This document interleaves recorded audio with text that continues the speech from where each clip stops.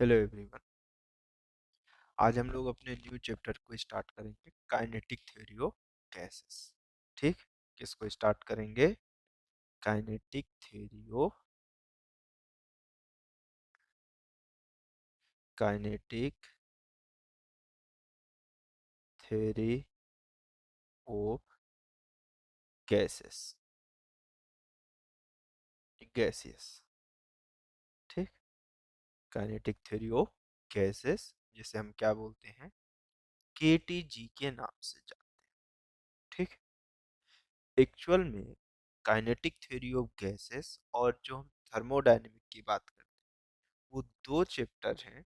ये दोनों chapter physics में भी है और केमिस्ट्री में भी। ठीक, दोनों जगह अपना इम्पोर्टेंस है। अगर बात की जाए उधर केमिस्ट्री में तो थोड़ा ज़्यादा वेटेज हो जाता है, लेकिन अगर इधर की बात की जाए अपने फिजिक्स के अंदर, तो फिजिक्स के अंदर एक से दो क्वेश्चन मतलब लगभग लगभग फिक्स ही। एक क्वेश्चन तो कहीं गया ही नहीं है, कई बार दो भी हो जाता है, कई बार तीन भी हो जाता है। वेटेज के हिसाब से जैसे शिफ्ट कर रहा है वेटेज, उसके हिसाब से वो चेंज कर देता है हर किसी शिफ्ट में। मतलब अभी तक ऐसा जो शिफ्ट शिफ्ट सिस्टम चला हुआ है, तो मतलब मिनिमम एक क्वेश्चन तो फिक्स है काइनेटिक थ्योरी ऑफ गैसेस और थर्मोडायनेमिक्स को मिला के। ठीक, तो हम दोनों को एकदम मतलब बेसिक से स्टार्ट करेंगे, काइनेटिक थ्योरी ऑफ गैसेस से मूव करते हुए फिर थर्मोडायनेमिक्स तक जाएंगे। ठीक, तो काइनेटिक थ्योरी ऑफ गैसेस को अगर मैं स्टार्ट करने से पहले थोड़ा सा बेसिक केमिस्ट्री की बात करूंगा, जहाँ पे हम मोल कॉन्सेप्ट को देखेंगे। किसको देखेंगे? मोल कॉन्सेप्ट को। बहुत ज्यादा एकदम केमिस्ट्री के लेवल का नहीं, मतलब बस उतना ही जिससे हमारा काइनेटिक थ्योरी ऑफ गैसेस और कौन सा खत्म हो जाए, थर्मोडायनेमिक्स सॉल्व हो जाए। ठीक, बहुत हाई फाई नहीं चलेंगे, एकदम नॉर्मल एक ही लेक्चर में वो मोल कॉन्सेप्ट के जितने भी मुझे जरूरत पड़ेगी आगे चल के कॉन्सेप्ट, वो सारे कॉन्सेप्ट को मैं यहाँ पे रिवाइज करते हुए चला जाऊंगा। ठीक, बहुत ज़्यादा हैवी फॉर्मेट जो है वो आप केमिस्ट्री पे देखना, मैं यहाँ पे इसलिए बता दे रहा हूँ उस फॉर्मेट को, ताकि आप ऐसा हो कि जो उधर नहीं ध्यान दिए हो या फिर उधर छूट गया हो, तो आप यहाँ पर एक बार रिवाइज करके फिर आगे बढ़ सको, ताकि आपसे ये पोर्शन के आगे अंदर बने हमारे पास। ठीक है, तो मैं किसकी बात कर रहा हूँ? मैं मोल कॉन्सेप्ट की बात कर रहा हूँ। तो मैं हेडिंग डालता हूँ अपने पास, अपना नया हेडिंग कौन सा रहेगा? Mole concept. ठीक, बाकी हम लोग आगे चल के पढ़ेंगे। किसकी बात कर रहा हूँ मैं? मोल कॉन्सेप्ट की बात कर रहा हूँ। मैं अभी जो देखूंगा वो किसके लिए देखूंगा? पूरा का पूरा हम लोग मोल कॉन्सेप्ट को मैं देखूंगा। ठीक है, काइनेटिक थ्योरी ऑफ गैसेस के अंदर कुछ पोर्शंस हम लोग अभी देखेंगे, जिसे हम किसको कहेंगे? मोल कॉन्सेप्ट को कहेंगे। किसको कहेंगे? मोल कॉन्सेप्ट को। ठीक है, चल, तो जैसे सबसे फर्स्ट ऑफ मैं किसकी बात करते चलता हूँ? एलिमेंट एंड कंपाउंड की बात करते हैं। एलिमेंट एंड कंपाउंड क्या क्या होता है, आप ये समझते चलो। ठीक है, एलिमेंट एंड कंपाउंड की हम लोग बात करते हैं। ठीक है, जैसे अगर मैं सोडियम की बात की, तो सोडियम मेरे पास कैसा है? अगर जैसे एक साइड में सोडियम की बात किया या कार्बन की बात किया या हाइड्रोजन की बात किया, सिंगल की बात कर रहा हूँ, तो अगर कहीं पर एक सिस्टम में मेरे पास एक सिंगल सब्सटेंस दिखे, जैसे एक सोडियम, तो ये मेरे पास क्या है? एलिमेंट। क्या है मेरे पास? ये एलिमेंट है। या एक सिंगल एटम आपको दिख रहा है, तो वो मेरे पास कैसा है? एलिमेंट है। अब कंपाउंड की बात करें, तो जैसे अगर मैं ऑक्सीजन की बात किया, तो ऑक्सीजन मुझे दो तरह से दिख सकता है। ठीक, एक पहला कौन सा? एक सिंगल एटम है, जिसे हम क्या बोलेंगे? सिर्फ ओ बोल रहे हैं, तो ये मेरे पास क्या है? एटम है। ठीक, ये एक सिंगल ऑफ एलिमेंट है। और अगर मैं O2 की बात की, ये कौन सा है मेरे पास? ये O2 है, तो ये कौन सा है मेरे पास? मॉलिक्यूल। ठीक, देखो, सोडियम एक सिंगल ऑफ एटम अगर आप ले रहे हो, तो वो एक एलिमेंट है। जैसे सोडियम हो गया, एक एलिमेंट हो गया सिंगल एटम के फॉर्मेट। अगर मैं ऑक्सीजन की बात किया, तो ऑक्सीजन मुझे O2 के फॉर्मेट में दिखेगा, O के फॉर्मेट में। अगर O मैं बोला, तो मतलब वो क्या है? एटम है, एक सिंगल एटम। अगर जब एक ही एलिमेंट ऑफ आ रहा हो, तो उसे हम क्या बोलते हैं? एटम बोलते हैं। क्या बोलते हैं? एटम। अब यहाँ पे जैसे अगर मैं बात करूं O2, कितने हैं मेरे पास? O2 टाइम्स आ रहा है, तो मेरे पास एक ऐसा एटम नहीं है, मोलिक्यूल्स है। कितने हैं मेरे पास? अब ये मोलिक्यूल्स है। ठीक है, उसके बाद जैसे मैं कंपाउंड की बात करूंगा, एक और वर्ड हम आगे चल के सुनेंगे, ये एलिमेंट हुआ, दोनों एलिमेंट ही था। उसके बाद किसकी बात करूंगा मैं, कंपाउंड की बात करूंगा। तो कंपाउंड में हम क्या देखने को मिलेगा, जैसे दो तरह के एलिमेंट कार्बन और ऑक्सीजन का मिक्सअप हो गया। ठीक, अब ये एटम तो नहीं है, है मॉलिक्यूल ही, बट कैसा है, दो डिफरेंट टाइप्स के ऑफ एटम्स का मिक्सर है, तो ये कंपाउंड है। ठीक, अब जैसे ये हुआ CaCO3, या फिर कैसा हो गया मेरे पास HCl। ठीक, ये मॉलिक्यूल्स भी हैं और ये कैसा है मेरे पास कंपाउंड। ठीक है, ऐसा हम ये नहीं कर सकते कि जब मेरे पास एक सिंगल ऑफ एलिमेंट है तो उसे हम एटम कहेंगे, और जब मिक्स हो गया तो वो क्या कहलाएगा, मॉलिक्यूल्स कहलाएगा। ये कंपाउंड फॉर्मेट रहेगा। कंपाउंड में कैसा होगा, दो डिफरेंट टाइप्स के रहेंगे। ठीक है, अब चलो अगले स्टेप पे, अब और थोड़ा आगे बढ़ते हैं। अब एनायन और केटायन को देखते हैं। किसको देखेंगे, एनायन और केटायन किसे कहेंगे, एटम, मॉलिक्यूल्स, और कौन सा, केटायन एंड एनायन। ठीक, हम किसे केटायन और किसे एनायन कहेंगे, ये चीज अभी हम देखते हुए चलेंगे। ठीक है, इसका बहुत ज्यादा यूज आगे तक चलेगा। ठीक है, सबसे ज्यादा आपको ये जब चैप्टर रहेगा, बस ये रिकॉलेशंस के लिए, हो सकता है कुछ गलत हो जाए, हो सकता है कुछ सही हो जाए, केमिस्ट्री मेरी उतनी अच्छी नहीं है कि काम चले। ठीक है, तो केमिस्ट्री वाले जो टीचर कहेंगे वो ज्यादा सत्य है, अगर मेरा है तो वो गलत है। ठीक है, तो देखो x, अगर मैं यहाँ पर AXZ का फॉर्मेट ऐसा लिखा, तो x क्या है, कोई एक एलिमेंट है।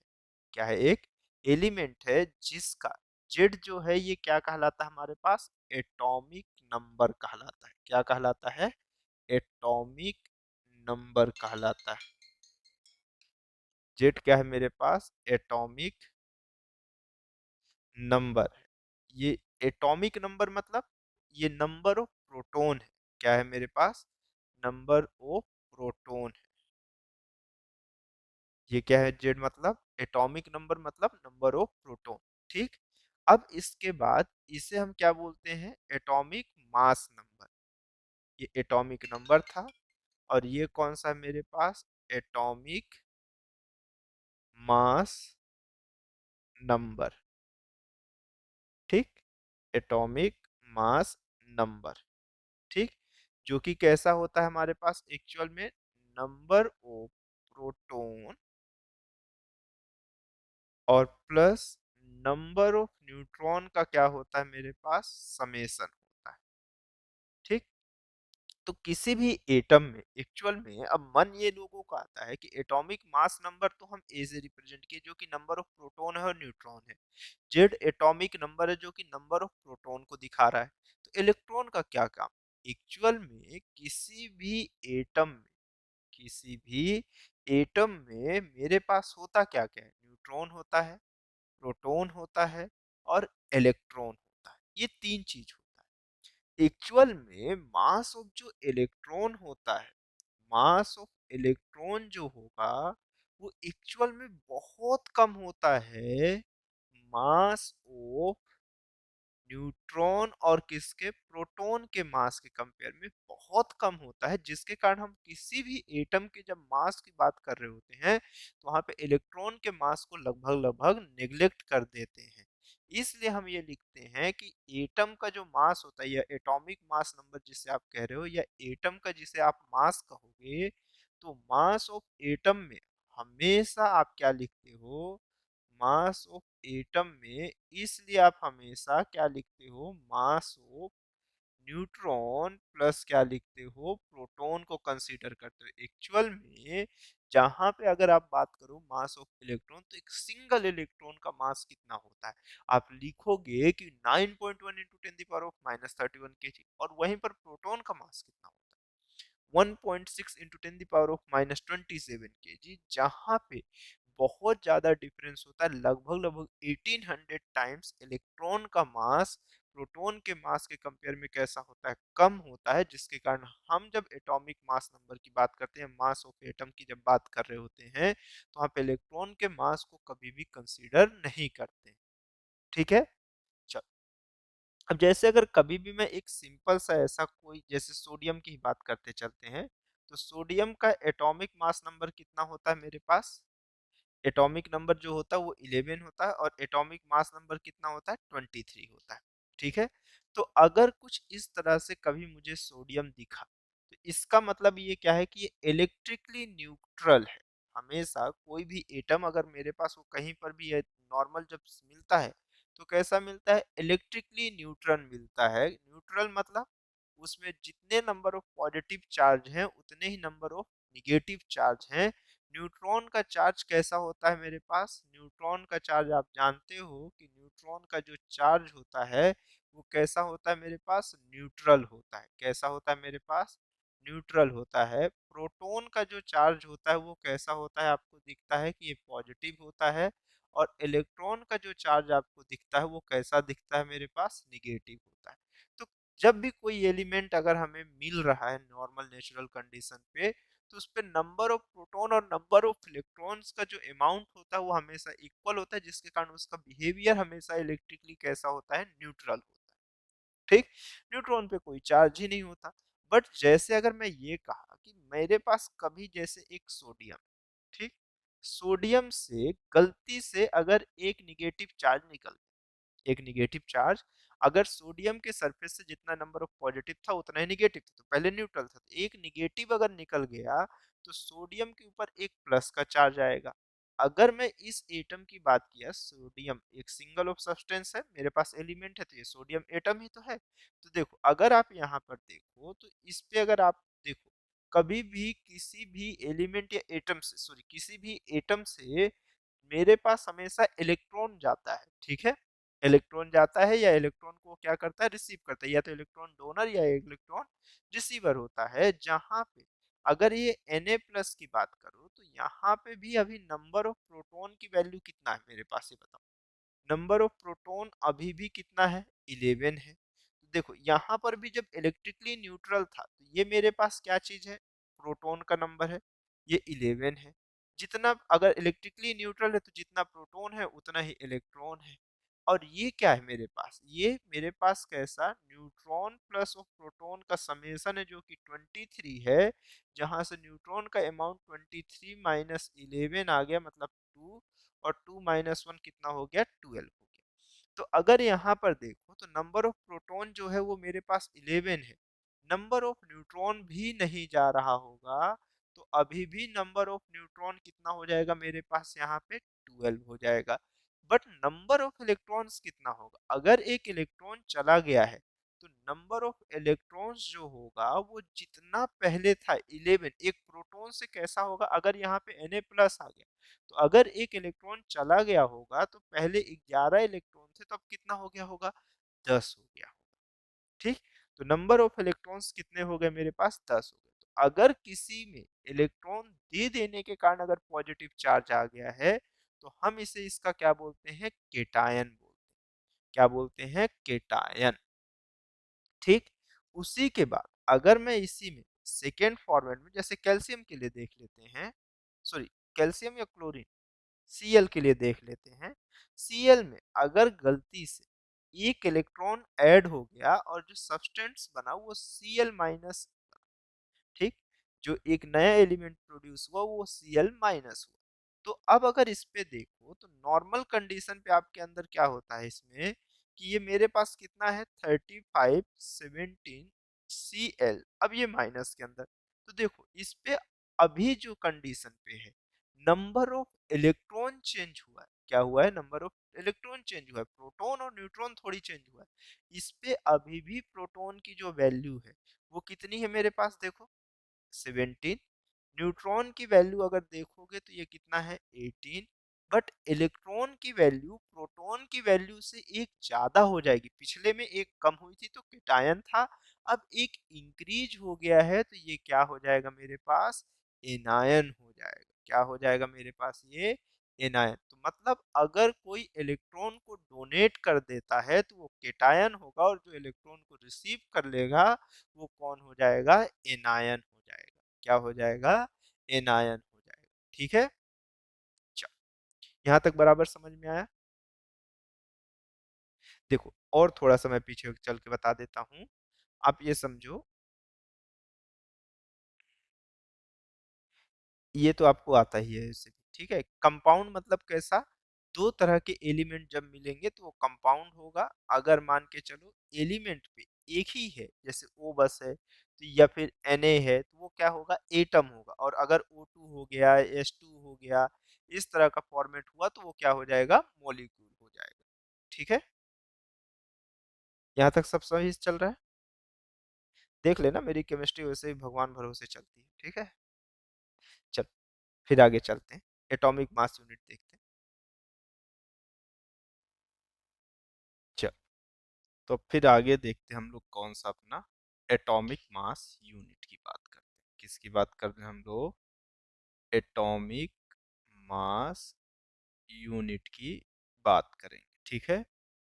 एटॉमिक मास यूनिट, ये इसी को अब हम क्या बोलते हैं, शॉर्ट फॉर्मेट में एएमयू का फॉर्मेट कहलाएगा। तो एक्चुअल में एटॉमिक मास यूनिट डिफाइन कहाँ से हुआ, तो जैसे अगर मैं ये कहा कि मेरे पास जो सेंटर पे देखने को मिलता है न्यूक्लियस पे, वो क्या मिलता है, प्रोटॉन और न्यूट्रॉन होता है।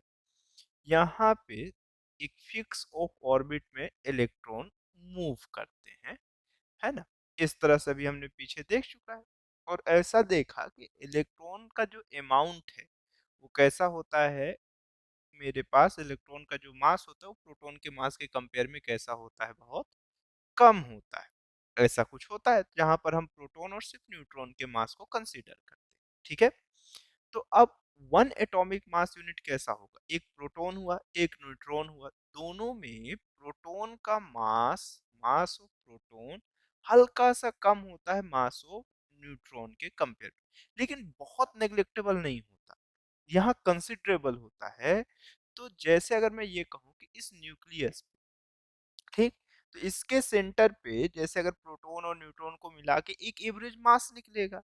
तो एक्चुअल में जब फर्स्ट टाइम वन एएमयू को सेलेक्ट किया गया तो ये देखा गया कि मेरे पास, देखो जैसे अगर मैं कार्बन को कंसीडर करता हूँ तो कार्बन का एटॉमिक मास, जो आइसोटोप, जिस कार्बन का आइसोटोप्स कितना हो मेरे पास, मतलब कार्बन के उस एलिमेंट्स को हम लेते हैं जहां पर मेरे पास, या उस आइसोटोप को लेते हैं जिसमें मेरे पास उसका एटॉमिक मास 12 हो और एटॉमिक नंबर कितना हो, 6 हो, ठीक।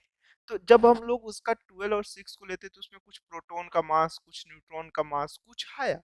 तो उसके टोटल जैसे अगर मैं जो देखूंगा तो अगर 12C6 में देखूं तो अप्रोक्सीमेटली जो मास आ रहा होगा वो 12 time of 1.67 into 10 the power of -27 kg, ये लगभग लगभग किसका मास होता है, प्रोटॉन का मास होता है, ठीक है। इतना हुआ, ऐसी तरह का न्यूट्रॉन का मास रहेगा। तो मैं लगभग लगभग अगर दोनों को इक्वल लूं तो इतना टाइम आएगा।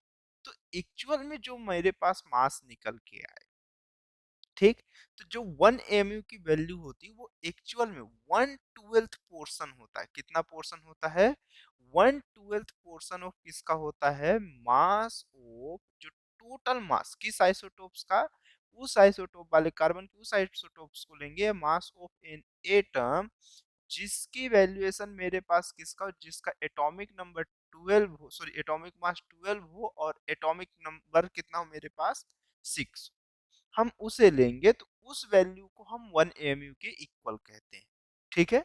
तो मतलब जैसे अगर 1.67 होता है मेरे पास प्रोटॉन का और कुछ न्यूट्रॉन का होता है तो वो दोनों की एक एवरेज वैल्यू ऑफ लगभग लगभग निकल के आती है, जहां पे 1 mu की जो वैल्यू होती है वो कितना होती है, 1.66 into 10 the power of -27 kg। और जब इसी को हम ग्राम में कन्वर्ट करते हैं तो वो हो जाता है 1.66 इंटू 10 द पावर ऑफ -24 ग्राम। ये किसकी वैल्यू है, 1 AMU की वैल्यू है, ठीक। इसी को आज के मॉडर्न टाइम में 1 AMU को ही किससे रिप्रेजेंट कर दिया गया है, वन यूनिफाइड मास लिखते हैं, कौन सा, वन यूनिफाइड मास के फॉर्मेट में लिखते हैं, जिसे हम क्या लिखते हैं, यू लिखते हैं, यू से क्या करते हैं, कन्वर्ट करके लिखते हैं, ठीक। तो 1 mu is equal to 1 unified mass होता है। इसके बाद आगे चलते हैं नेक्स्ट पोर्शन पे। ठीक है, ये एटॉमिक मास यूनिट समझ में आया। अभी न्यूक्लियर फिजिक्स में भी इसकी जरूरत पड़ेगी। ठीक है, चल फिर नेक्स्ट पे चलते हैं। रिलेटिव एटॉमिक मास, किसकी बात कर रहे हैं हम? Relative atomic mass, relative atomic mass की मैं बात कर रहा हूं। तो रिलेटिव एटॉमिक मास क्या होता है, इस चीज को समझते चलते हैं। तो देखो, जो रिलेटिव एटॉमिक मास आता है, अगर रिलेटिव वर्ड आ गया तो ये एक्चुअल में कैसा होता है मेरे पास? रिलेटिव एटॉमिक मास की बात अगर करें तो जब भी रिलेटिव वर्ड आएगा तो ये एक्चुअल में कैसा होगा? यूनिटलेस होगा। ठीक है, रिलेटिव एटॉमिक मास जो होता है वो एक्चुअल में होता किसके इक्वल है? एटॉमिक मास जो होता है ये कैसा होता है हमारे पास? यूनिटलेस क्वांटिटी है। कौन सी क्वांटिटी है? यूनिटलेस क्वांटिटी है, जिसे हम क्या लिखते हैं कि ये मेरे पास एक्चुअल में किसके इक्वल होता है? Atomic mass. ये क्या होता है? रिलेटिव एटॉमिक मास यूनिटलेस होता है, जिसे हम क्या बोलते हैं? Atomic mass. किसमें? इन एएमयू में। कैसा? इन एएमयू में अपॉन 1 एएमयू का जो मास होगा उसके एटॉमिक मास को 1 एएमयू से डिवाइड कर दो। मतलब कोई भी एटॉमिक मास है उसमें भी एमयू में, और उसको 1 एमयू से अगर डिवाइड कर दिए तो रिलेटिव एटॉमिक मास आता है, जिसे हम किससे शॉर्ट फॉर्मेट में रैम लिखते हैं, राम कह लो, जो भी कह लो, है ना। ठीक है, ये बहुत कम फिजिक्स में देखने को मिलता है। उसके बाद किसकी बात करते हैं? रिलेटिव रिलेटिव मोलिकुलर मास की बात करते हैं।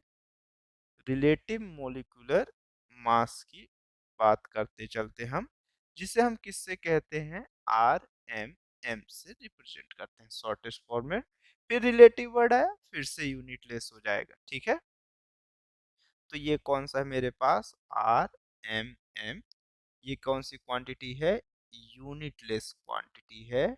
ठीक है, जिसे हम क्या बोलते हैं कि ये मेरे पास कौन सा है? Molecular mass.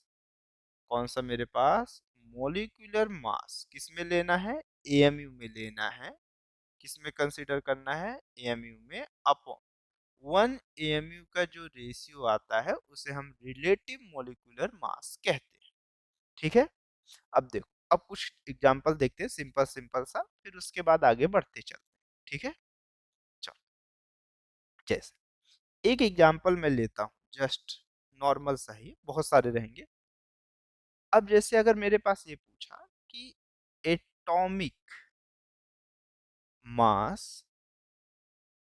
ऑफ सोडियम, अगर मैं पूछा कि atomic mass of sodium is कितना होगा, अगर मैं आपसे पूछा कि एटॉमिक मास ऑफ सोडियम कितना होगा, तो आपको मालूम है कि कितना होता है मेरे पास? 23। तो ये एएमयू हो जाएगा। नंबर ऑफ प्रोटॉन के इक्विवेलेंट ही हम लगभग लगभग उसको क्या मान लेते हैं? न्यूट्रॉन के इक्वल ही उसके एएमयू को कंसीडर कर लेते हैं।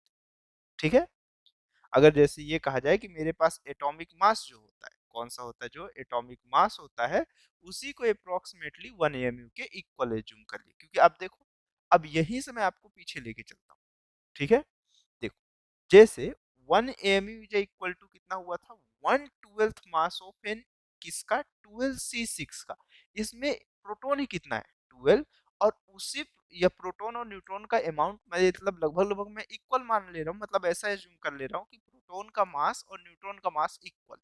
ठीक, तो अगर प्रोटॉन का मास है, उसी को टोटल प्रोटॉन का मास कितना हो जाएगा? 12 इंटू 1.66 इंटू 10 की पावर ऑफ -27 kg। उसी को 12 से डिवाइड कर दिया तो 1 एएमयू के इक्वल आ गया।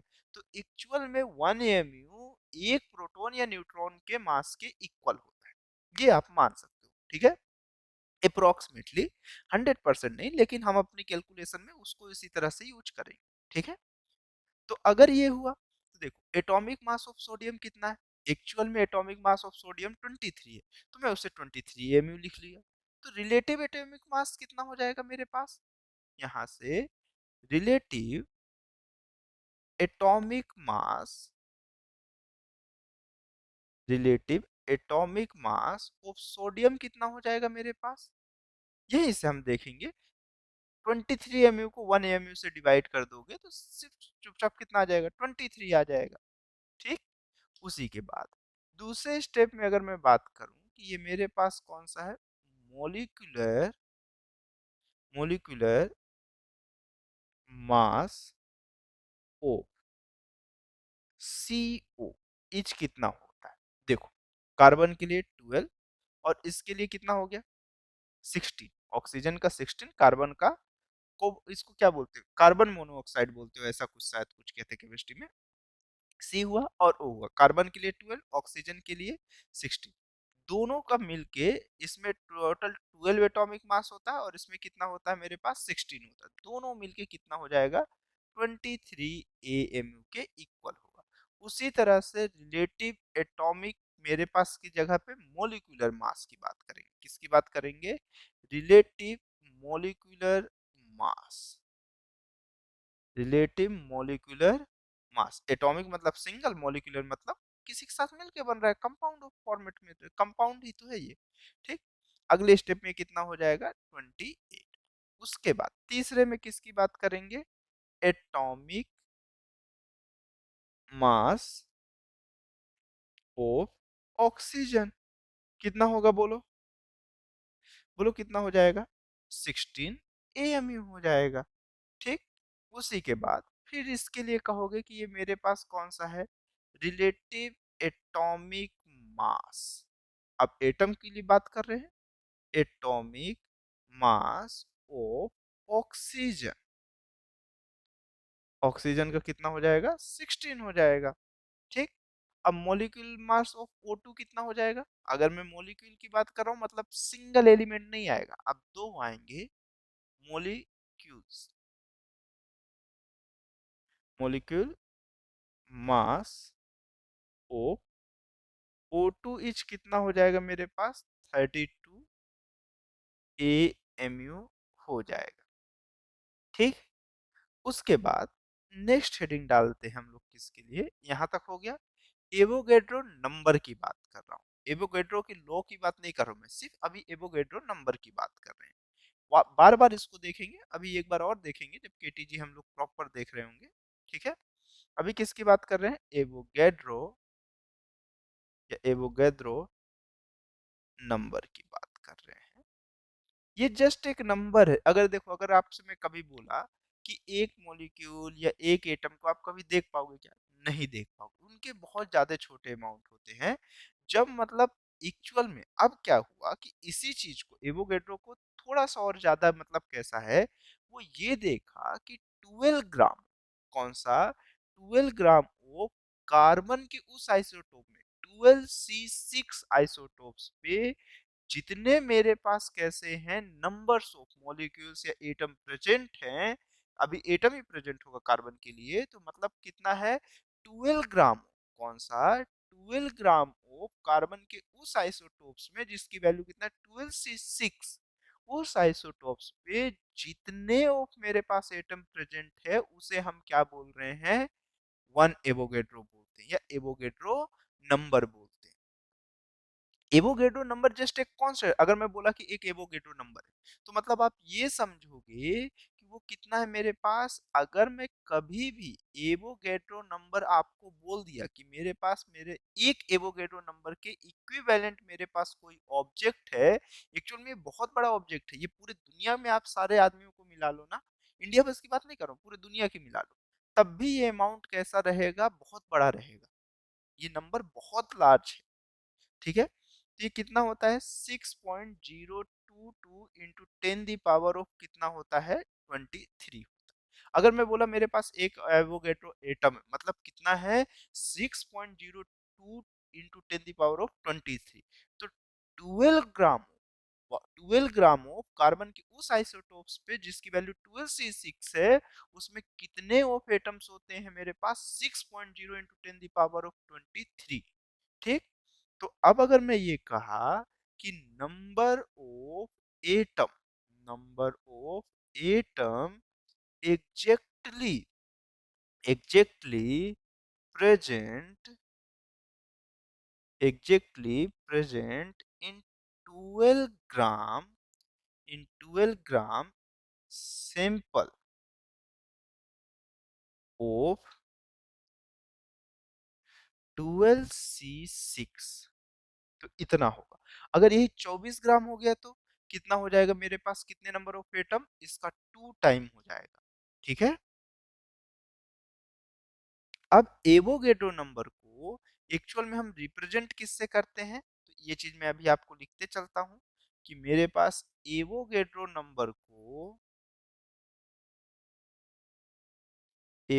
नंबर को हम किससे रिप्रेजेंट करते हैं, एन ए से रिप्रेजेंट करते हैं, जिसकी वैल्यू 6.022 इंटू 10 की पावर 23 पर मोल के इक्वल होता है। ये एवोगेड्रो नंबर की वैल्यू। ठीक। तो एवोगेड्रो नंबर किसके इक्वल होता है, 6.022 इंटू 10 की पावर 23 पर मोल, इसकी एसआई यूनिट होती है एवोगेड्रो। ठीक है, पर मोल। अभी मोल कॉन्सेप्ट जब स्टार्ट करेंगे तो हम खुद ही समझेंगे। ठीक है। देखो, तो अब मैं नेक्स्ट बात किसके लिए कर रहा हूँ, मोल कॉन्सेप्ट के लिए। किसके लिए बात कर रहा हूँ मैं, मोल कॉन्सेप्ट के लिए बात करता हुआ चल रहा हूँ।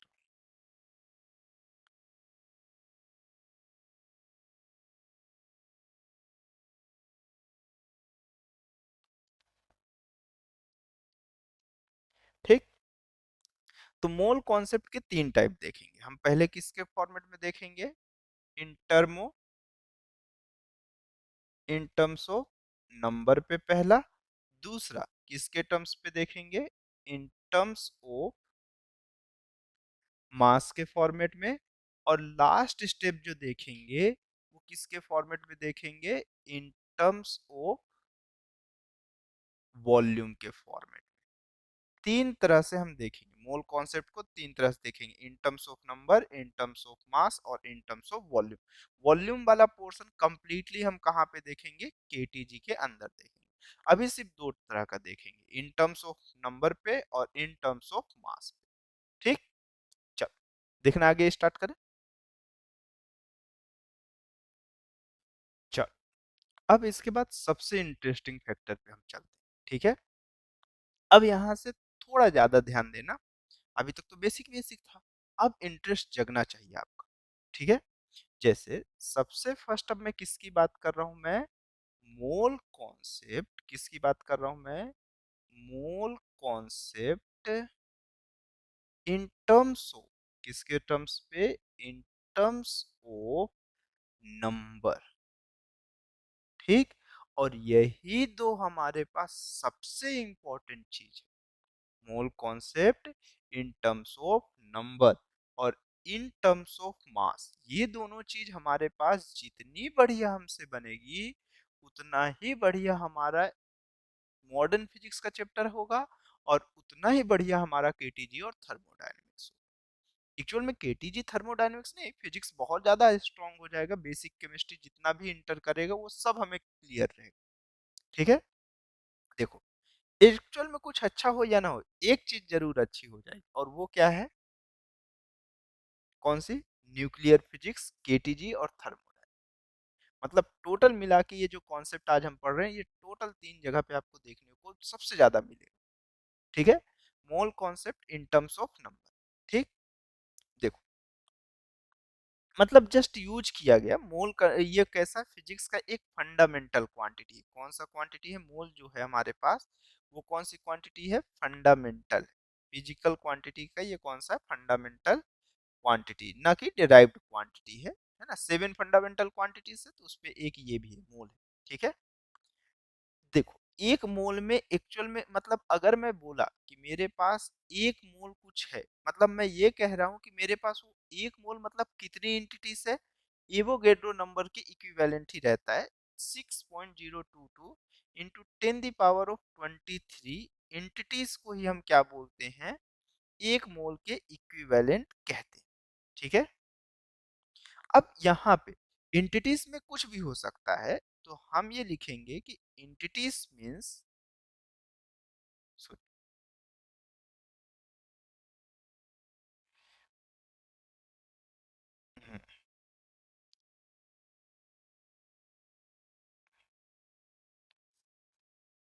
तो यहाँ पे हम लिखते चलते हैं, एंटिटीज मीन्स एंटिटी में बी एटम, molecules, आयंस, और क्या हो सकता है, प्रोटॉन हो सकता है। कोई भी 1 मोल मतलब कितना, 6.022 इंटू 10⁻23 एंटिटीज होगी। ठीक। अब देखो, ये 1 मोल की बात है। अब मुझे कितने नंबर ऑफ एंटिटीज है, मुझे जैसे मान के चलो 1 मोल का मैं जस्ट सिंपल कॉन्सेप्ट आपको बता दूं कि 1 मोल में कितनी एंटिटीज होगी, 6.0 इंटू 6.022 इंटू 10⁻23। ठीक। ये एकदम उसी कॉन्सेप्ट को है जैसे मैं ये बोला कि हमारे पास केले का कॉन्सेप्ट जानते हो, 1 दर्जन मतलब कितने केले।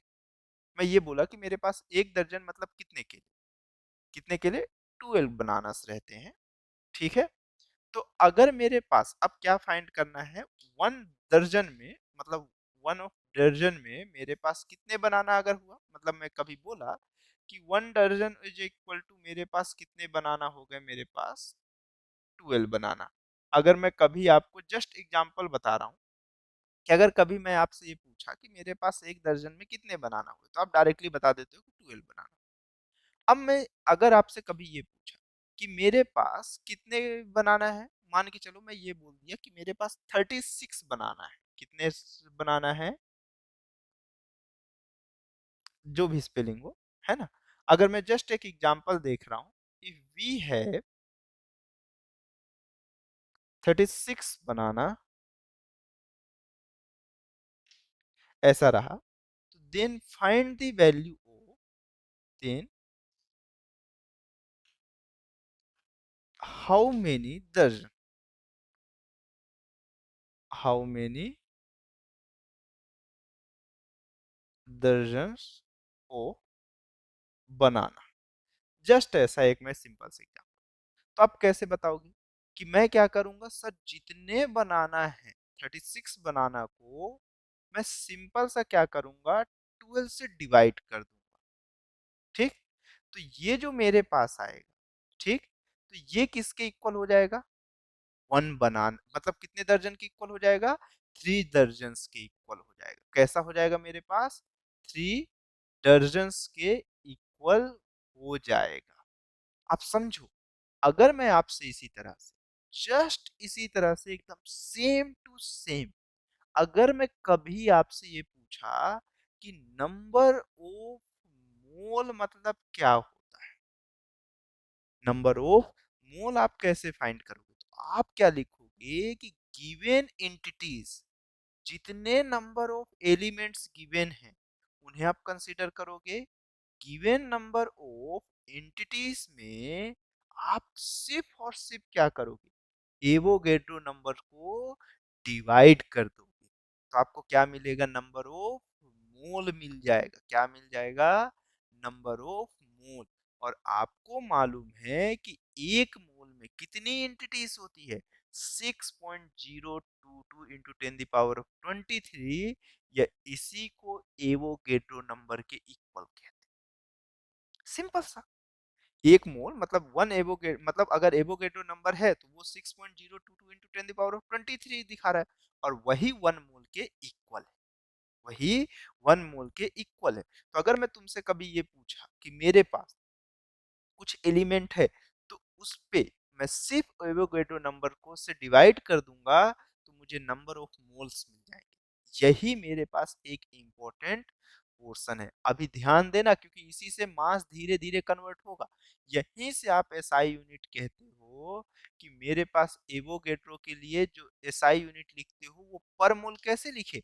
देखो, Na इज इक्वल टू ही क्या होता है मेरे पास, गिवन एंटिटीज, क्या लिखते हो आप, गिवन एंटिटीज अपॉन मेरे पास नंबर ऑफ मोल से क्या कर देते हो, डिवाइड करते हो। गिवन एंटिटीज मतलब कांस्टेंट नंबर, इसकी कोई एसआई यूनिट थोड़ी होगी।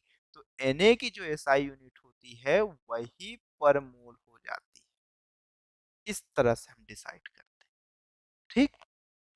चलो, अब जस्ट एक आध छोटे छोटे एग्जांपल देखते हैं, और फिर उसके बाद अपने मूल कॉन्सेप्ट को और स्ट्रॉन्ग करते चलते हैं। ठीक, देखो अब जैसे मेरे पास एक एग्जाम्पल है ना, इस एग्जाम्पल पे चलते हैं हम। क्या बोल रहा है ये? Find number, find number of moles, find number of moles of H2, H2 in its, in its simple of 3.011 into 10 the power of 24 molecules। मेरे पास क्या फाइंड करना है? नंबर ऑफ मोल्स फाइंड करना है H2 के लिए, जहां पे उस पे टोटल कितने मोलिक्यूल्स लिए गए हैं? 3.011 into 10 the power of 24 molecules लिए गए। मुझे क्या फाइंड करना है? मोल फाइंड करना है।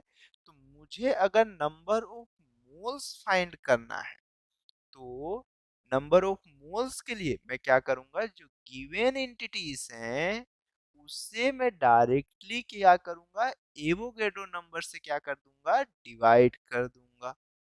यही करूंगा।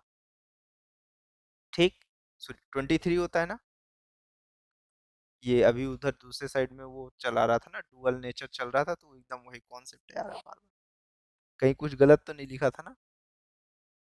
चेक कर लेता हूँ, क्योंकि मैं अगर एक बार लिखा हूँ तो हो सकता है कहीं पीछे तो नहीं लिखा हूँ। चलो बचा दिया। ठीक है, सॉरी, होता है कई बार। अब देखो, अगर मैं इसे सिंपली डिवाइड किया तो आपको ये दिखेगा, ये कितना हो जाएगा? 2 हो जाएगा। और आपको दिखेगा 1/2, ये इक्वल टू कितना होगा मेरे पास? 0.5 इंटू ये कितना हो जाएगा? 10। मतलब कितने मोल्स है? 5 मोल। कितने मोल है? 5 मोल है। ठीक, चल अब इसके बाद और इंपॉर्टेंट टर्म्स पे चलते हैं। किसके फॉर्मेट में? मोल में चलते हैं, और वो भी किसके टर्म्स में? इन terms of, in terms of mass. Mole in terms of मास के फॉर्मेट में चलते हैं, कि मास में किस तरह से दिखेगा। ठीक, तो देखो 1 मोल ऑफ मेरे पास कैसा था? बोलो। 12 ग्राम के अंदर मेरे पास कैसा? 12 ग्राम कार्बन के, कौन सा? 12C6 के 12 ग्राम के अंदर जितने नंबर ऑफ एलिमेंट्स थे वो किसके इक्वल थे? 1 मोल के इक्वल थे। यही था ना? चलो, तो मोल इन टर्म्स ऑफ मास पे देखते हैं। अब क्या होगा कि 1 मोल, 1 मोल is amount, 1 mole is the amount of substance, amount of substance that contain, that contains as many, as many entities, as many entities as these are, as these are atoms, atoms are present, atoms are present, present in 12 gram of the 12C6 isotopes। ठीक, 1 मोल जो है वो amount of substance होता है, जो कितनी entities मेरे पास किसके अंदर रहती हैं? जो 12 ग्राम के किसमें? 12C6 आइसोटोप्स पे, कार्बन के आइसोटोप्स पे होती है। ठीक है, अब अगर ये चीज है तो आप समझो ये कितना मास हो गया उसका? 12 ग्राम हो गया। मतलब 6.022 इंटू 10 द पावर ऑफ 23 का मेरे पास मास कितना हुआ था? सोचो। चलो, अभी थ्योरी लिख दिया ना, अब इसको एक्सप्लेन करवाते हैं और ज्यादा अच्छे से चलते हैं। इसी को अब हम क्या बोलते हैं? मोलर मास कहते हैं। ठीक है, किसकी बात करेंगे अब? मोलर मास की बात करेंगे। ठीक, तो देखो, अब मोलर मास किसके इक्वल है, इसको नए पेज में लेके चलते हैं ना, इस पे क्यों ही लिखे। चल, अब किसकी बात करेंगे, मोलर मास की बात करेंगे। ये थोड़ा कंफ्यूजन क्रिएट करता है, तो मैं इसको अलग कलर पे ही लिखते चलता हूँ। ये कौन सा मेरे पास मोलर मास है, कौन सा मेरे पास मोलर मास, ठीक। तो देखो, अगर मैं ये पूछा कि मास ऑफ 1 मोल सब्सटेंस किसके इक्वल होगा, mass of 1 mole substance, 1 mole substance और mass of 6.022 into 10 the power of 23 particles. देखो, अगर मुझे 1 मोल का मास चाहिए, तो पहले तो ये देखो कि 1 मोल में कितने नंबर ऑफ एंटिटीज होते हैं, मॉलिक्यूल्स, प्रोटॉन, न्यूट्रॉन, जो भी हो, वो कितना होता है। 1 मोल मतलब 6.022 into 10 the power of 23 entities, यही होता है। यही हम देखे थे ना कि मेरे पास 12 ग्राम, कितना, 12 ग्राम के अंदर मेरे पास कार्बन के उस आइसोटोप में जिसकी वैल्यू 12C6 है, उसके 12 ग्राम के अंदर इतने ही मेरे पास एलिमेंट्स थे या इंटिटीज, सॉरी इंटिटीज थी। 6.02 6.022 इंटू 10 द पावर ऑफ 23, तो इनका मास किसके इक्वल है भाई, 12 के ही इक्वल तो है ना। चलो देखते हैं, उसके बाद अगले स्टेप पे चलो, मतलब 1 मोल का मास किसके इक्वल होगा, इस पार्टिकल्स के जितने मास होंगे उसी के इक्वल 1 मोल का मास होगा, ठीक है, इतना तो मानते हो। आगे बढ़ते हैं, ठीक है। देखो, अगर इसी के बाद किसकी बात कर रहे हैं, मोलर मास ऑफ सब्सटेंस, तो देखो कितना होगा मेरे पास, 6.022 into 10 the power of 23, molar mass find करना है। 1 मोल का मास तो आप समझ गए, अब किसकी बात कर रहा हूँ, मोलर मास ऑफ सब्सटेंस कितना होगा, 6.022 into 10 the power of 23 into mass of 1 entities, 1 entity of substance, ठीक। मतलब मोलर मास किसके इक्वल होगा, 6.0, मतलब 1 मोल में जितने भी एंटिटीज होती हैं इनटू एक एंटिटीज का जो मास है उससे मल्टीप्लाई कर दो, आपके पास वैल्यू आ जाएगी। वो किस में आएगी, ग्राम में आएगी, ठीक। और अगर मेरे पास ये बोला है कि सिर्फ 1 मोल ऑफ सब्सटेंस है और वो भी कार्बन का है, तो किसके इक्वल है, 12 के इक्वल, 12 ग्राम। चलो देखते हैं, और एक देखते हैं, मास of 1 mole, mass of 1 mole of H2O molecules का फाइंड करना है। 1 मोल H2O के मॉलिक्यूल्स को लेना है। तो आप देखो, 1 मोल का H2O होना चाहिए, तो 1 मोल में कितनी एंटिटीज होती हैं आपके पास, कितने मॉलिक्यूल्स होंगे H2O के, तो आप लिखोगे 6.022 into 10 the power of 23 into, कैसा हो जाएगा, आप लिखोगे मास of 1 molecules, mass of 1 molecules of H2O लिखोगे, यही लिखोगे। अगर एक मॉलिक्यूल्स मतलब 1 मोल ऑफ H2O की बात कर रहा हूँ, मतलब कितने H2O होंगे, 6.022 into 10 the power of 23 H2O के ड्रॉप्स होंगे या मॉलिक्यूल्स होंगे, ठीक। ड्रॉप नहीं बोलेंगे, मॉलिक्यूल्स हो, ठीक। अब देखो 6.022 इंटू 10 द पावर ऑफ कौन सा, 23, मास ऑफ 1 मॉलिक्यूल्स कितना हो H2O का, तो H2O में कितना होता है आप समझो। देखो, पहली बात, अब H2O तो आपको मालूम नहीं है, एटॉमिक मास यूनिट तो मालूम है ना, एटॉमिक मास यूनिट, क्योंकि प्रोटॉन भी होगा उस पे, न्यूट्रॉन भी होगा, तो आप इसकी atomic mass unit, 16 plus of 2 कितना हो जाएगा मेरे पास, 18 एटॉमिक मास यूनिट। जहां पर से हम इसे लिख सकते हैं 6.022 इंटू 10 की पावर ऑफ 23 इंटू 18। एएमयू की जो वैल्यू होगी वो 1.66 इंटू 10 की पावर ऑफ -24 ग्राम के इक्वल।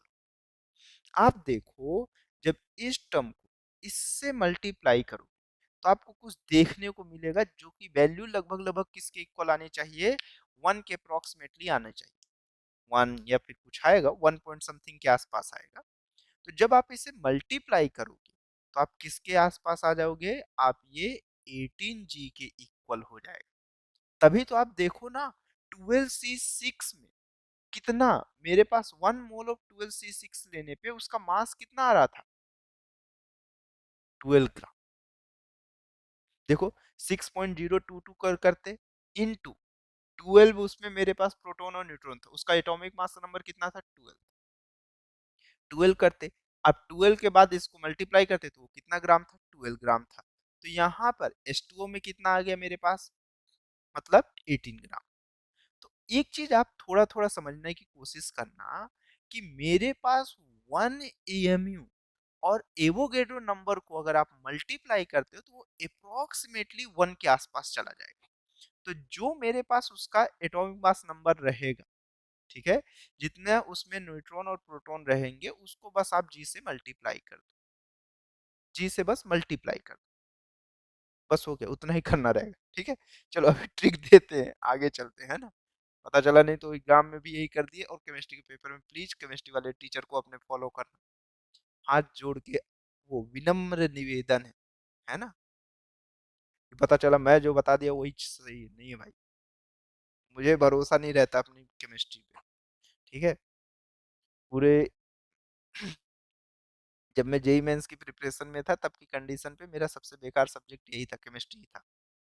वो तो फिजिकल केमिस्ट्री इसलिए थोड़ा बहुत बनता भी है, ऑर्गेनिक इनऑर्गेनिक की बैंड बजी हुई थी, है ना। चल देखते हैं किसकी बात करते हैं, molecular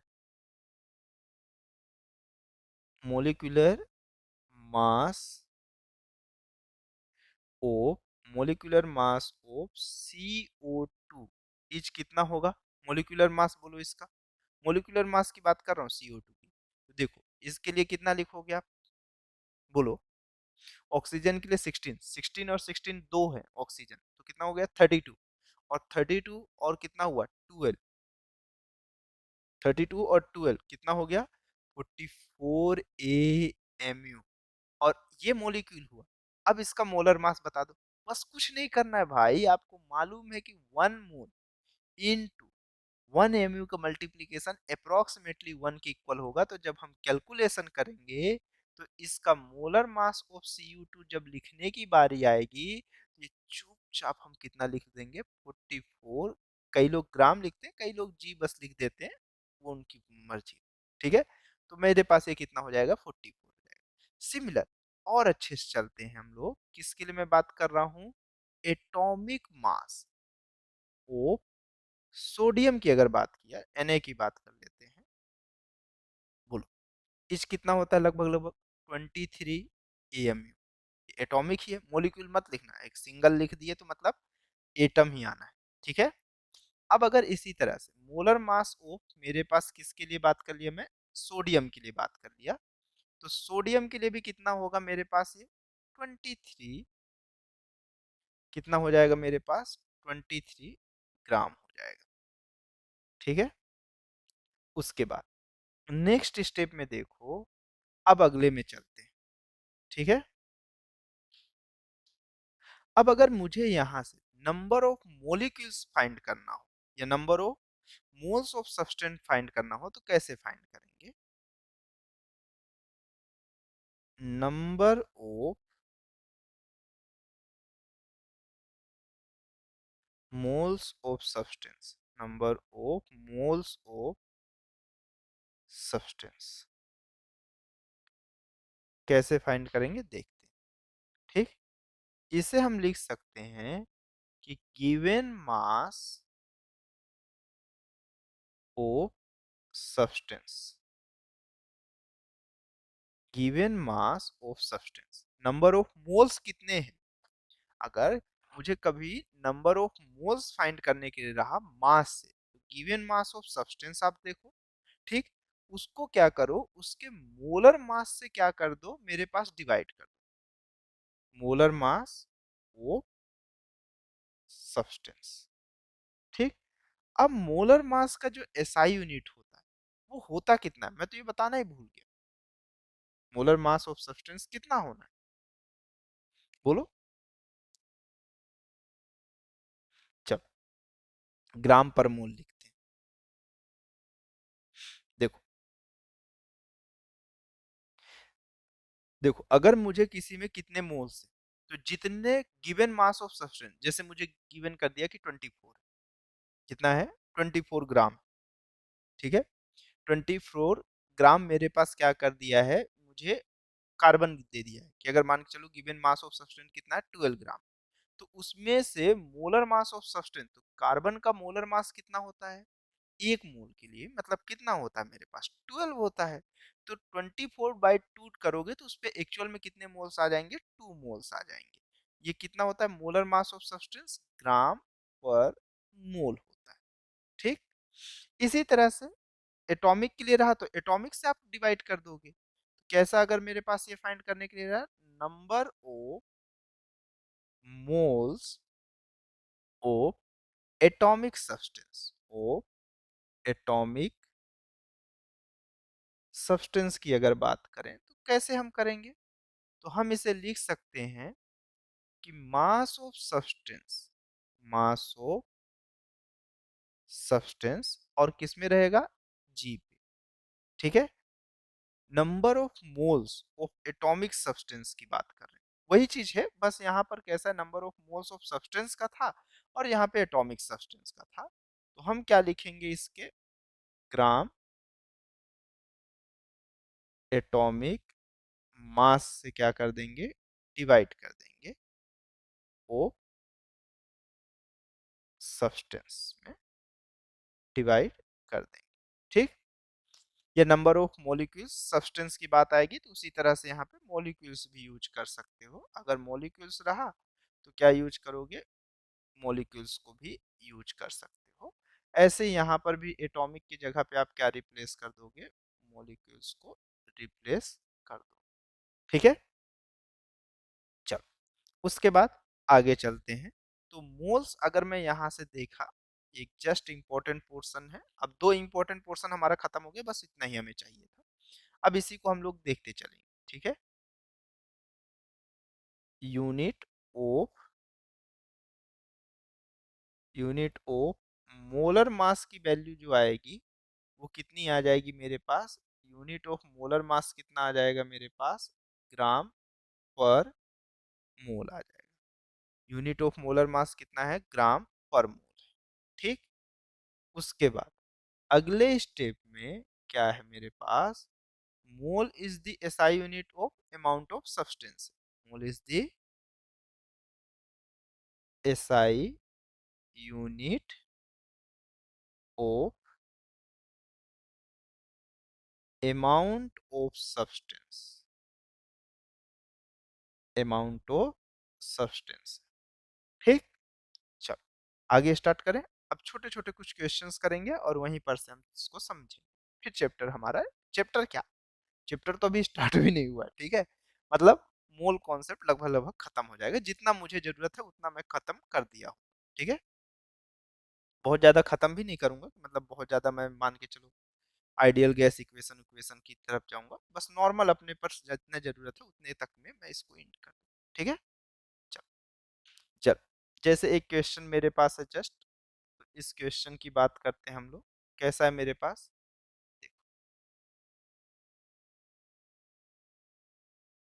find out, find out the number, find out the number of, find out the number of moles of oxygen atom in 80 gram, 80 gram में आपको ऑक्सीजन के कौन से एटम को, 18 ग्राम में मेरे पास कितने नंबर ऑफ मोल्स हैं ये बताना है। ठीक, तो चलो, जैसे ही आप देखोगे तो आपको क्या चाहिए, number of number of moles of number of moles of oxygen atom का चाहिए आपको। ठीक है, एटम के लिए चाहिए, तो इसका मास कितना है, 80 ग्राम। ठीक, और इसके बाद इसका मोलर मास कितना होता है आपको याद है, मैं बोला था ना, जितना मेरे पास उसका एटॉमिक मास होगा। ठीक है, एटॉमिक मास नंबर जो होता है उसी में बस जी का मल्टीप्लाई कर, एक का आ जाएगा। तो एक में कितना होगा मेरे पास, एक मोल्स पे कितना ग्राम होगा मेरे पास, उसमें 18 ग्राम हो जाएगा। सॉरी 18 नहीं होता, कितना होता है, O2 है ना, ठीक है 16 होगा, 16 ग्राम होगा। तो कितना हो जाएगा मेरे पास, 5 मोल हो जाएगा। ठीक, उसके बाद कैसा है मेरे पास, नेक्स्ट पे चलते हैं। नेक्स्ट क्वेश्चन एक और देखते हैं, अभी एक हुआ और आगे बढ़ते हैं। अब क्या मैं अगर पूछा आपसे, calculate calculate number of moles of electrons in 4 gram of O2 dash, ये O2 की पावर में माइनस, ठीक, O2 माइनस। अब देखो, देखो सोचो, देखो, calculate number of moles of electron बताना है। ठीक है, कितने मेरे पास मोल ऑफ इलेक्ट्रॉन होंगे ये बताना है।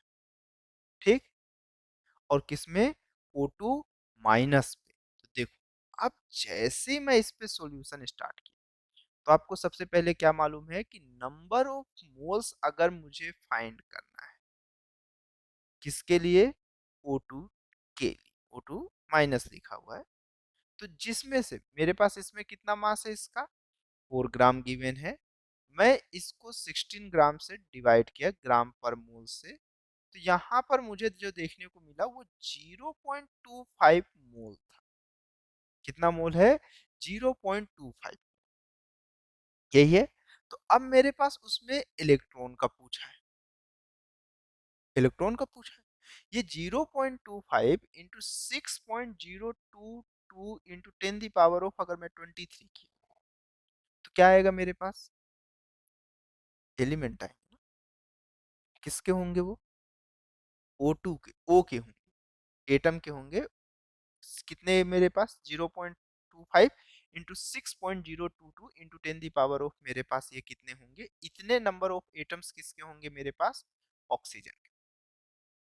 ठीक, अब मेरे पास ये ऑक्सीजन का होगा, तो लेकिन एक ऑक्सीजन में अभी कितना है, O2 माइनस के लिए कैलकुलेट करना है, जहां पे आपको ये मालूम है कि नॉर्मल O2 में, सॉरी O2 बोल रहा हूँ बार बार, ये है ना, अगर एक O के लिए बात करोगे तो इस पे मेरे पास नंबर ऑफ प्रोटॉन्स कितना होता है, मेरे पास प्रोटॉन की वैल्यू 8, और मेरे पास इसी तरह से न्यूट्रॉन की वैल्यू भी कितनी होती है, 8। अगर बॉडी न्यूट्रल है, अगर न्यूट्रल है तो इलेक्ट्रॉन की वैल्यू 2 होती, बट यहाँ पे एक्स्ट्रा 2 निगेटिव है, मतलब मेरे पास जो इलेक्ट्रॉन की वैल्यू होगी एक O में, वो कितनी है मेरे पास, 10 है। कितनी है, 10 है। तो मुझे यहाँ पे क्या पूछा है, नंबर ऑफ मोल्स पूछा है, ये मोल्स ऑफ इलेक्ट्रॉन इन 4 ग्राम पूछा है, 4 ग्राम में कितने, ठीक, तो 4 ग्राम में अगर पूछा है, तो एक के अंदर मेरे पास कितना है, 10, तो 0 तो मुझे नंबर ऑफ इलेक्ट्रॉन ही तो पूछा है, नंबर ऑफ इलेक्ट्रॉन्स मोल पूछ लिया है। ठीक, मोल पूछ लिया, एक मोल में कितना आप कहते हो, 6.022 ऐसे करके कहते हो। ठीक है, एक मोल का मतलब नंबर कितना हुआ, 6.022 इंटू 10 द पावर ऑफ 23 हुआ। तो मेरे पास यहाँ पे कितना है, 10 है, कितना है, 10 है, और कितने मोल से मेरे पास 0.25, तो मेरे पास 0.25 इंटू 10 कर दो, तो मतलब कितना हो गया मेरे पास, यहाँ पर ये मेरे पास मोल्स है, ये मोल जो लिखा हुआ है वो किसका लिखा हुआ है, ऑक्सीजन का लिखा है। और एक ऑक्सीजन, और मेरे पास यहाँ ऑक्सीजन मत कर लेना, यहाँ पे क्वेश्चन पे ऑक्सीजन का नहीं पूछा। कई लोगों को लग रहा होगा कि 0.25 मोल इलेक्ट्रॉन ही तो हुआ सर। ये 0.25 मोल जो है वो ऑक्सीजन एटम है। और एक ऑक्सीजन के अंदर मेरे पास एक O2 माइनस के अंदर ये number of 0.25 into 10 the power of, sorry, 0.25 into 6.022 into 10 the power of 23, ये कैसा है, ऑक्सीजन है। ऑक्सीजन जहां पे 6.022 इंटू 10 द पावर ऑफ 23 क्या है, मोल है, एक मोल है, ये ऑक्सीजन है। और हर ऑक्सीजन के अंदर O2 माइनस के अंदर 10 है।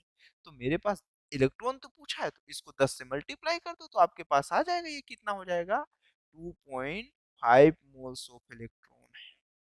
ठीक, चलो और आगे बढ़ते हैं, थोड़ा सा और आगे बढ़ते हैं। अब क्या पूछा है मेरे पास, देखो, find number, find number of neutrons of F minus, जहां पे 19F9 है, फ्लोरीन है ये, इन 38 ग्राम। नंबर ऑफ न्यूट्रॉन्स पूछ लिया है, क्या पूछ लिया है, नंबर ऑफ न्यूट्रॉन पूछा है, मोल नहीं पूछा। तो पहले तो आप ये फाइंड करो कि कितने मोल है। तो नंबर ऑफ मोल्स अगर आपको फाइंड करना है तो आप क्या करोगे, 38 को इससे, इसमें मेरे पास कितना है, इसका 1 मोल में कितने मास है, यहाँ पे 19 है। तो ये 19, इसका मोलर मास कितना होता है, 19 ग्राम पर मोल है। और ये मेरे पास इतना इसका वेट, मतलब कितने मोल है, 2 मोल है। ठीक, और आपको मालूम है यहाँ नंबर ऑफ न्यूट्रॉन्स पूछा है, नंबर ऑफ न्यूट्रॉन्स पूछा है, न्यूट्रॉन मोल का नहीं पूछा है। ठीक, तो अब देखो यहाँ पर आपके पास कैसा, एटॉमिक मास मतलब कौन सा, मेरे पास एटॉमिक नंबर मतलब कौन सा, प्रोटॉन की वैल्यू, प्रोटॉन की वैल्यू 9। एटॉमिक मास मतलब प्रोटॉन प्लस न्यूट्रॉन की वैल्यू कितना है, 19, तो जहाँ पे न्यूट्रॉन की वैल्यू कितना है, 10, निगेटिव हो या पॉजिटिव, न्यूट्रॉन की वैल्यू कांस्टेंट है। ठीक, तो बस आपको क्या करना है कि नंबर ऑफ मोल्स पूछ लिया, नंबर ऑफ मोल्स नहीं पूछा है, नंबर ऑफ नाइट्रोजन पूछ लिया है। तो number of mole, sorry, nitrogen बोल दिया, number of moles of neutron कितना है पहले ये फाइंड कर लो। तो न्यूट्रॉन की जो वैल्यू है वो 2 इंटू कितना हो जाएगा, 10, 20, ये क्या हो गया, मोल हो गया। और आपको मालूम है कि एक मोल पे जो वैल्यू होती है वो 6.022 इंटू 10 दी पावर ऑफ कितना होता है, 23। ये 12 और ये 10 हो जाएगा, लगभग लगभग कितने के आसपास जाएगा वो आप कैलकुलेट कर लेना। ठीक है, चलो, ठीक कर दूं मैं, एक सिंपल सा फॉर्मेट लिख देता हूँ, हटाओ, कितना होगा, 12.044 इंटू 10 दी पावर ऑफ कौन सा हो गया, 24, बस ऐसा। ठीक, चलो और आगे बढ़ते हैं।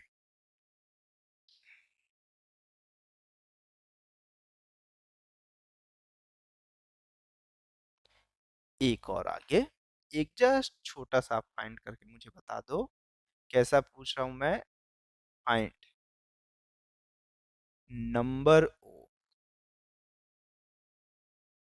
Find number of, find number of electron in 36 gram of magnesium का 2+। ठीक, अब देखो, नंबर ऑफ इलेक्ट्रॉन पूछ लिया है तो पहले मोल तो निकाले कि इसमें कितने मोल्स है। ठीक, तो नंबर ऑफ मोल जो होगा, number of moles of Mg2+ के लिए कितना होगा आपके पास, देखो 36, और इसका जो एटॉमिक मास होता है, मास नंबर होता है वो 24 होता है, तो बस इसे टोटली 24 से डिवाइड कर दो, तो ये 1.5 मोल है, ये नंबर ऑफ मोल है। ठीक, इतने Mg2+ है, तो एक Mg2+ में कितने इलेक्ट्रॉन है, ये तो देखें। देखो Mg2+ में इसको हम लिखते हैं 24 12 Mg, ऐसा लिखते हैं।